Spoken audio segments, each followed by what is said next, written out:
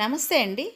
ఈ వీడియోలో సప్త మోక్షపురములు అంటే ఏమిటి, అవి ఎక్కడ ఉన్నాయి, అందులో మొట్టమొదటిది అయిన అయోధ్యలో దర్శించవలసిన మోక్ష ప్రదేశాల గురించి, మోక్షం అంటే అసలు అర్థం ఏమిటి, వెళ్ళాలనుకునేవారు తప్పక తెలుసుకోవాల్సిన కొన్ని సూచనలు వివరాలు ఉన్నాయండి.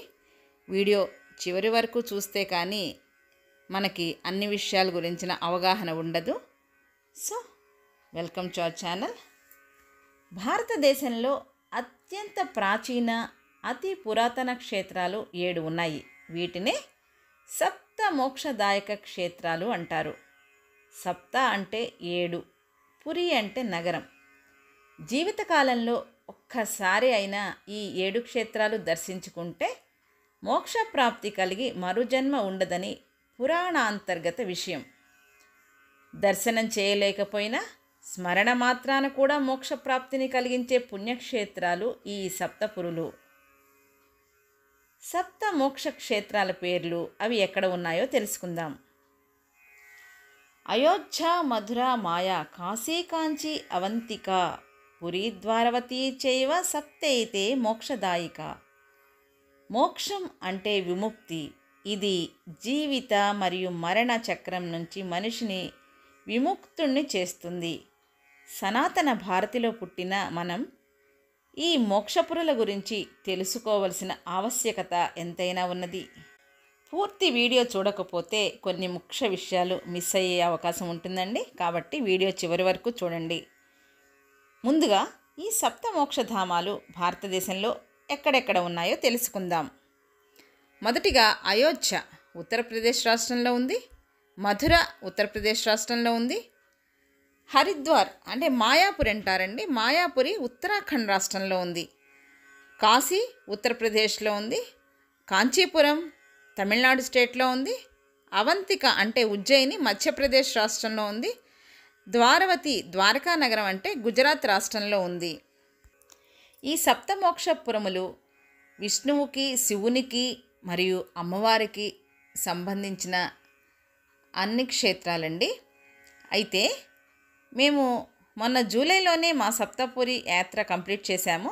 వీటికి సంబంధించిన కొన్ని వీడియోలు అయితే ఈ ఛానల్లోనే ఉన్నాయి, తప్పక చూడండి. మనం అక్కడికి వెళ్ళినా వెళ్ళలేకపోయినా భగవంతుని విషయాలు పదే పదే తెలుసుకోవడం వల్ల కలిగే ప్రయోజనాలు మాటల్లో అయితే చెప్పలేము. ఇప్పుడు మొట్టమొదటి సప్త మోక్షధామం అయోధ్య. అయోధ్యలో మేము చూసిన ప్రదేశాలు, అక్కడ ఇంకా చూడవలసినవి చాలా ఉన్నాయి, కానీ మేము కొన్నే కవర్ చేసామండి. వాటి వివరాలు అయితే నేను తెలియజేస్తాను. దగ్గరగా ఉన్న వాటిని నేను ఇప్పుడు చెప్తున్నాను. అక్కడ జరిగిన మా ఎక్స్పీరియన్స్ కూడా నేను చెప్తానండి. అది తప్పకుండా తెలుసుకోండి, ఎందుకంటే వెళ్ళాలి అనుకునే వాళ్ళకి చాలా ఉపయోగపడుతుందన్నమాట. తర్వాత ఈ అయోధ్య నగరం అనేది ఉత్తరప్రదేశ్లోని సరయూ నదీ తీరాన ఉన్న పవిత్ర నగరం. భగవాన్ శ్రీ మహావిష్ణువు యొక్క 7వ అవతారమైన శ్రీరామావతారం అయోధ్యలోనే పురుడు పోసుకుంది. కౌసల్య దశరథుని కుమారునిగా శ్రీరాముడు జన్మించిన పుణ్యభూమి అయోధ్య. త్రేతాయుగం నుంచి కలియుగం వరకు తన గుర్తింపుని ఏర్పరచుకున్న అయోధ్య నగరం అథర్వ వేదంలో భగవాన్ నగరంగా వర్ణించబడింది. ఇక్కడే శ్రీరాముడు బాలరామునిగా, రామ్లల్లాగా భక్తుల పూజలు అందుకుంటున్న ప్రదేశం. శ్రీరాముడు తన మానవ రూపాన్ని త్యజించి వైకుంఠలోకం వైపు వెళ్ళిన ప్రదేశం కూడా ఈ అయోధ్యే. అయోధ్య అంటే జయింపశక్యం కానిది అని అర్థం. అయోధ్యలో ముఖ్యమైన దేవాలయం రామ్ జన్మభూమి. ఇక్కడ ముఖ్య మందిరం రామాలయం, రామ్లల్లా అంటారు. రామాలయాన్ని దర్శించే ముందు హనుమాన్ గర్హి దేవాలయంలో హనుమంతుని తప్పక దర్శించాలని. ఇది అతి ప్రాచీన దేవాలయం. హనుమంతుడు అయోధ్యకి క్షేత్రపాలకుడు. హనుమంతుని దేవాలయం బాలరాముని దేవాలయానికి దగ్గరలోనే ఉంటుంది. ఈ ఆలయాన్ని దర్శించడానికి కొన్ని మెట్లయితే ఎక్కవలసి ఉంటుందండి. అది జాగ్రత్తగా పెద్దవాళ్ళు అయితే చూసుకుని వెళ్ళవలసి ఉంటుంది. ఈ దేవాలయం చేరువలోనే దశరథ్ మహల్ మరియు కనక్ భవన్, ఈ 2 కూడా చూడవలసిన ప్రదేశాలే. దశరథ్ మహల్ అయోధ్య రామ మందిరానికి దగ్గరలోనే ఉంది. ఇది రాముని తండ్రి దశరథ మహారాజు యొక్క నివాసం అన్నమాట. అతి పురాతన భవనం. ఆ లోపల భజనలతో మారుమ్రోగుతూ చాలా హృదయంగా ఉంటుందండి. వాతావరణం అంతా చాలా ప్రశాంతంగా చాలా బాగుంటుంది. ఈ ప్రదేశంలోనే అతి పురాతన దశరథ మహారాజు పుత్రుల కోసం పుత్రకామేష్టి చేసిన యజ్ఞశాల ఉంది. పాలరాతితో సీతారామ లక్ష్మణ హనుమాన్ విగ్రహాలు ఉన్నాయి. ఇందులోనే రామ లక్ష్మణ భరత శత్రుఘ్నులు పుట్టి పెరిగి ఆడిపాడి బాల్యావస్థ గడిపిన ప్రదేశం కూడా ఇదేట. ఇప్పుడు నెక్స్ట్ ఇంకోటి అక్కడ చూడవలసిన ప్రదేశాల్లో దగ్గరలోనే ఉంటుంది. ఇంకొకటి ఏంటంటే కనక మహల్ అంటారనమాట.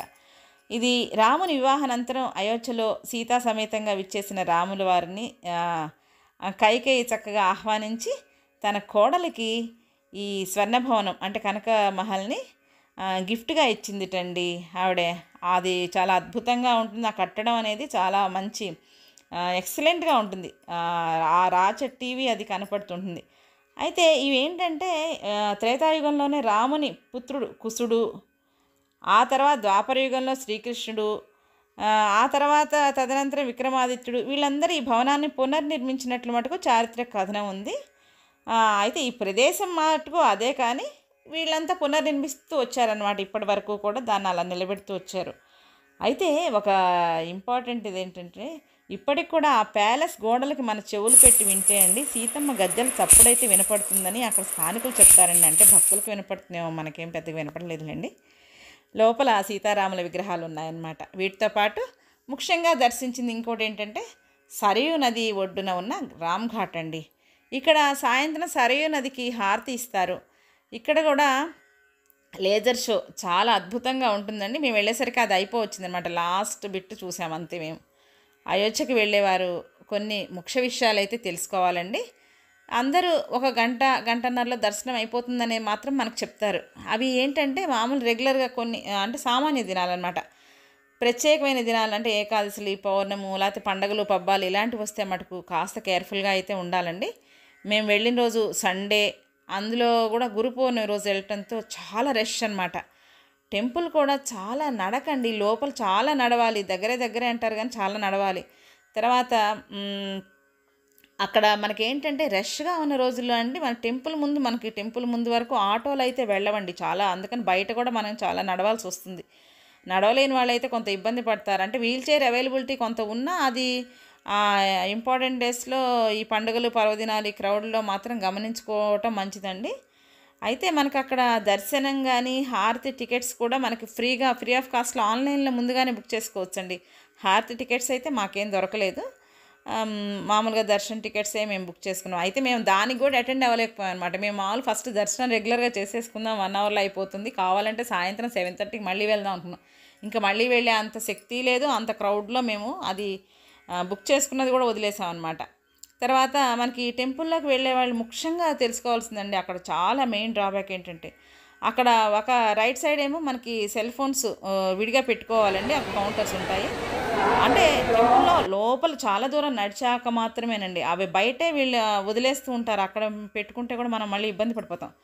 ఆ టెంపుల్ లోపలికి ఎంటర్ అయ్యాక ఒక సెక్యూరిటీ దాటాక మనం లోపల రైట్ సైడ్ ఏమో సెల్ ఫోన్స్, లెఫ్ట్ సైడ్ చెప్పులు పెట్టుకోవచ్చండి. అయితే ఈ వీడియోలో ఒకటి చూపిస్తున్నా కదా, దానిలో రైట్ సైడ్ ఉన్నాయన్నమాట మొబైల్ కౌంటర్, లెఫ్ట్ బ్లూ కలర్లో ఉన్న చెప్పుల కౌంటర్ అనమాట. వాటిలో మనం భద్రపరచుకోవాలండి. అయితే మొబైల్స్ తీసుకునే కౌంటర్స్ అయితే మళ్ళీ టెంపుల్లో నుంచి తిరిగి వస్తుంటేనే అక్కడ ఉంటాయన్నమాట. ఈ చెప్పుల కౌంటర్ అయితే ఎగ్జిట్ గేట్ నుంచి బయటికి వెళ్ళాక తీసుకోవాలండి. మనకు తెలియక లోపలికి వచ్చేస్తాం కదా, అది కొత్తగా వెళ్ళినప్పుడు మనం కొద్దిగా కన్ఫ్యూజ్ అవుతాం. అందుకంటే మేము కన్ఫ్యూజ్ అయ్యాం కాబట్టి నేను చెప్తున్నా, అలా ఇంకొకరికి ఇబ్బంది ఉండదు అని విషయం అనమాట. అయితే కొత్తగా వెళ్ళిన వారు ఈ కన్ఫ్యూజన్లో అండి అక్కడ తప్పిపోతారండి. చాలామంది అనౌన్స్మెంట్లు అనమాట.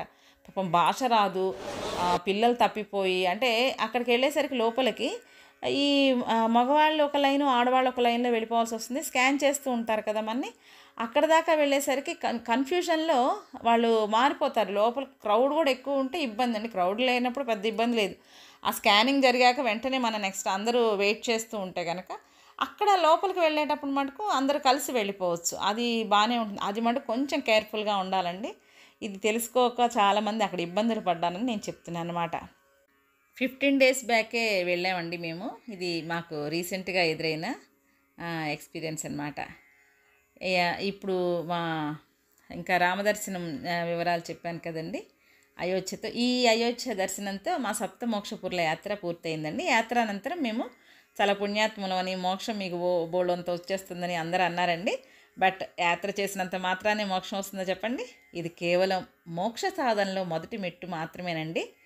సప్త మోక్షపరముల విశేషాలు, అక్కడ దేవీ దేవతామూర్తుల పురాణాంతర్గత రహస్యాలు తెలుసుకొని వారు చెప్పిన బాటలో మనం నడుస్తూ అవే వాటిని మన ప్రవర్తనలో మార్పు తెచ్చుకుంటూ పాజిటివ్ సైడ్ వెళ్తూ నెగిటివిటీని మానేస్తూ ఇలాంటివన్నీ మనం మార్పులు తెచ్చుకున్నప్పుడు మాత్రమే అది ఆ మోక్ష మార్గానికి దారి చూపించే మార్గం అవుతుంది. ఏమంటారు? మేము దర్శించిన క్షేత్రాల వివరాలు కూడా అంటే ఉజ్జయిని, కాశీ, మధుర, ద్వారక ఇవన్నీ కొన్ని ఛానల్లో అయితే అప్లోడ్ చేశానండి. తప్పక చూసి మీ అమూల్య అభిప్రాయం తెలియచేయండి. వీలైన వారు తప్పక దేవాలయ దర్శనాలు చేయండి. వెళ్ళలేని వారు ఆలయ విశేషాలు తెలుసుకుంటూ మన నెక్స్ట్ జనరేషన్స్కి ఆ వివరాలు అందిస్తూ ఉంటారని ఆశిస్తూ స్వస్తి.